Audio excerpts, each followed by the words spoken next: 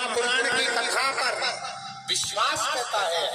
अमावस्या के दिन श्राद्ध पक्ष की जो अमावस्या है, जब अमावस्या के दिन पितृपक्ष समाप्त हो, उस दिन प्रदोष काल में, प्रदोष के समय पर, प्रदोष काल में शाम के समय पर जाकर किसी भी नदी, तालाब, बावड़ी, कुआं, कहीं ना कहीं जो आपके पास में हो, वहां पर एक घी का दिया बत्ती का मुंह दक्षिण की ओर कर अवश्य जला कर जाना। सारे पितृदोष समाप्त हो जाएगा, सारा पितृदोष समाप्त।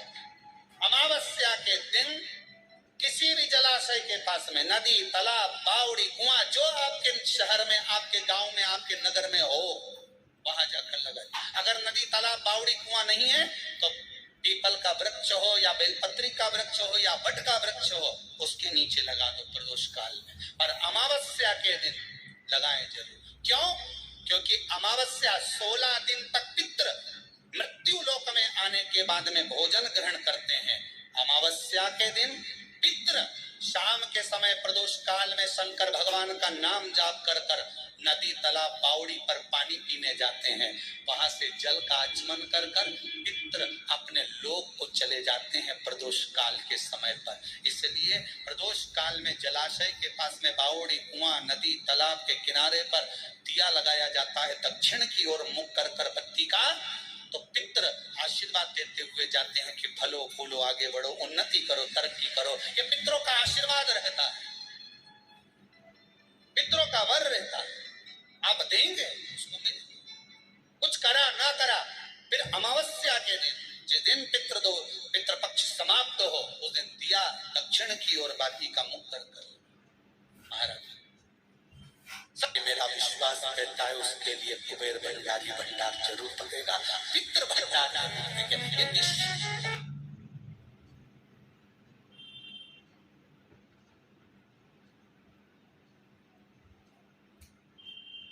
पितृदोष है, ये आपको कैसे मालूम पड़ेगा?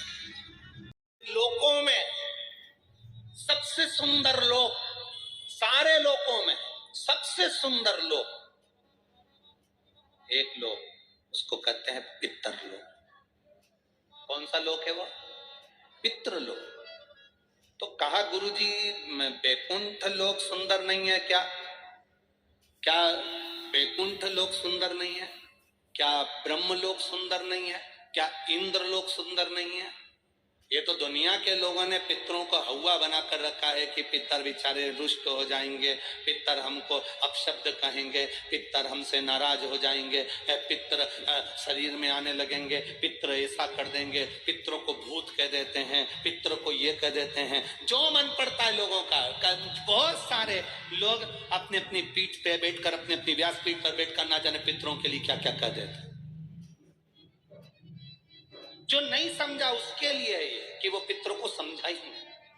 जिसने जिंदगी में एक बार शिव महापुराण की कथा सुन ली तो पितरों को समझ जाएगा कि पितर है क्या। सारे लोकों में सबसे सुंदर लोक है पितरलोक। कारण क्या है?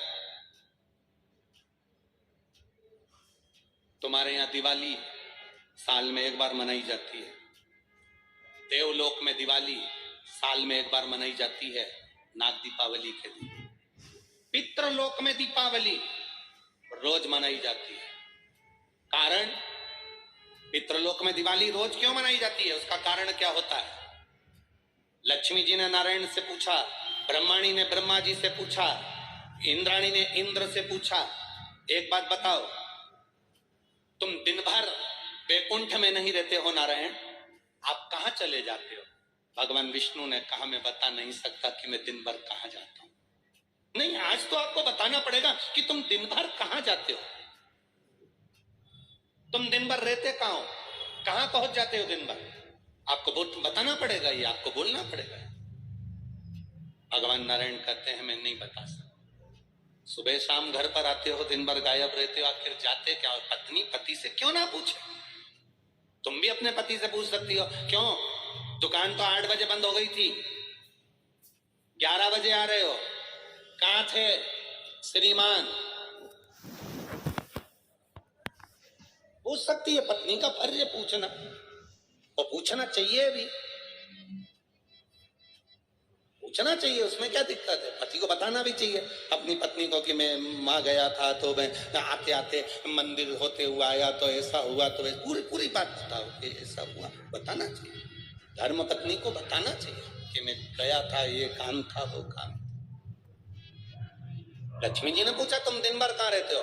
भगवान विष्णु ने कहा मैं बता नहीं सका। बताना पड़ेगा। तब नारायण ने कहा, फिर नारायण बोले, नारायण ने कहा कि देखो लक्ष्मी, बात ऐसी है कि पितृलोक इतना सुंदर लोक है, इतना सुंदर लोक है कि जहां जितने पितर निवास करते हैं उनके घर का कोई व्यक्ति अगर कथा सुनने जाता है, मंदिर जाता है, अगरबत्ती लगाता है, दिया लगाता है, या पूजन आराधना करता है, या भूलवश भी कहीं भगवान की कथा में जाकर बैठ जाता है, जितनी देर उसके घर का व्यक्ति कथा में बैठता है, नारायण कहते हैं उतनी देर मैं उसके घर के पितरों के कंधे पर हाथ रखकर कथा को श्रवण करता हूं।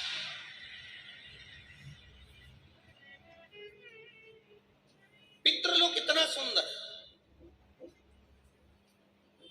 और पितृलोक के जो स्वामी है आर्यमा स्वामी, वो पितृलोक के जो स्वामी है वो भी बड़े सुंदर है, और पितृलोक के जो स्वामी है बड़े सुंदर, और पितृलोक के स्वामी जिस पर बैठते हैं, काय पर बैठते हैं? कौवे पर, वो भी बड़ा सुंदर, अति सुंदर। अरे गुरुजी कहां की बात कह रहे हो? सबसे सुंदर पक्षी तो मोर है, राष्ट्रीय पक्षी में भी उसको कहा सबसे सुंदर पक्षी तो मोर है, और आप कह रहे हो कि दुनिया का सबसे सुंदर पक्षी कौवा है। अरे भाई, जिसने कथा नहीं सुनी उसको लगता है कि दुनिया का सबसे सुंदर पक्षी मोर है, पर अगर शास्त्र को उठाकर देखोगे तो दुनिया का सबसे सुंदर पक्षी कौवा था। पहले नंबर पर सफेद सुंदर, अति सुंदर, कौवे के आगे कोई पक्षी नहीं था। वो तो ब्रह्मा जी ने पृथ्वी पर यज्ञ करा, और पृथ्वी पर जब यज्ञ करना चाहा ब्रह्मा जी ने, तो उस समय पर ब्रह्मा जी ने कहा मुझे इस पृथ्वी पर यज्ञ करना है, इस जमीन को लीपने के लिए अमृत की जरूरत है। जैसे अपन गाय का गोबर लीपने के लिए लाते हैं, वैसे ब्रह्मा जी ने कहा इसको लीपने के लिए अमृत चाहिए। अमृत कौन लेकर आएगा? कोई आगे नहीं आया, तब ब्रह्मा जी ने कौवे को बुलाया, ए कौवा तुम अमृत लेकर आओ, क्योंकि तुम्हारी दृष्टि बड़ी प्रबल है, तुम अमृत को ढूंढ कर ला सकते। कौवा अमृत तो लाना, पर झूठा मत करना, अमृत को लेकर आना, मुझे बताना कहां रखा है तो मैं लेने चले जाऊं। कौवे ने कहा जो आज्ञा ब्रह्मदेव। कौवा आर्यमा स्वामी को नमन करा, प्रभु ब्रह्मा जी का काम है, मुझे जाना पड़ेगा। कौवा बड़ा सुंदर था, बुद्धिमान था, तो कौवे को भेज दिया। इसलिए रामचरितमानस में काकभुसुंडी की कथा बार बार आती है। गरुड़ और कौवे की कथा आ रही है। कौवा कितना विद्वान था, चला अमृत का पता लगाने के लिए। जब कौवा चला, अमृत का पता लगाते लगाते लगाते लगाते कौवे ने संकल्प ले लिया था कि जब तक अमृत नहीं मिलेगा मैं मुख झूठा नहीं करूंगा, पानी तक नहीं पीऊंगा। भूखा प्यासा कौवा दौड़ता रहा। आर्यमा स्वामी से कहकर कौवा दौड़ते दौड़ते दौड़ते दौड़ते जाए। बहुत दिन हो गए तब कौवे को अमृत मिला। अमृत मिला तो कौवे को लगा बहुत तेज प्यास लग रही है, करूं क्या? कौवे ने उस अमृत को झूठा कर दिया। ब्रह्मा जी को आकर कहा स्वामी अमृत वहां रखा हुआ है, पर बात इतनी सी है कि मैंने उस अमृत को झूठा कर दिया। ब्रह्मा जी को क्रोध आ गया। ब्रह्मा जी ने कहा कौवे तू सफेद होकर सुंदर होकर तूने ऐसा काला काम कर दिया, ऐसा बेकार काम करा, तूने अमृत को झूठा करा और ऐसा काला काम तूने करा। मैं तुझे श्राप देता हूं कौवे, तू गोरे से काला हो जाएगा। तूने अमृत को झूठा करा इसलिए तेरी वाणी कर्कश हो जाएगी, तेरी वाणी कर्कश हो जाएगी। अमृत को कौवे ने झूठा करा था, इसलिए सारे पक्षी जल्दी मरते हैं, पर कौवा इतनी आसानी से नहीं मरता। कौवा इतनी आसानी से नहीं मरता। सारे पक्षी जल्दी मरते हैं पर कौवा आसानी से नहीं मरता। मेरी वाणी कर्कश होगी तो काला होगा। सुंदर कौवा काला हो गया। आर्यमा स्वामी ने देखा कि मेरा कौवा मैं जिस पर बैठता हूं ये काला हो गया। आर्यमा स्वामी ने ब्रह्मा जी से कहा आप क्या चाहते थे? ब्रह्मा जी कहते हैं मुझे यज्ञ करना था, जमीन को लीपना था, कौवे ने अमृत झूठा कर दिया। क्यों चिंता करते हो? अमृत तो अमृत है, कोई झूठा भी कर देगा तो अमृत की शान कहां घट जाएगी? अमृत की क्या शान घटना? आर्यमा स्वामी ने कौवे से कहा तू चिंता मत कर। आर्यमा स्वामी बोले कौवे तू चिंता मत कर, आज मैं तुझको एक कार्य देता हूं।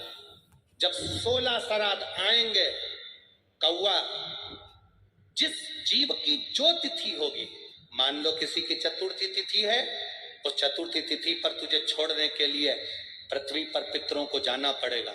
जब उनके छत पर तो पितरों को छोड़ने के लिए जाएगा, कौवा जब तू वापिस आएगा तेरे लिए छत के ऊपर भोजन रखा रहेगा। जिसकी छत पर भोजन रखा मिल जाए उसको तू पाएगा तो पितृ तृप्त होंगे। कौवे ने कहा मेरे द्वारा पितृ तृप्त होंगे?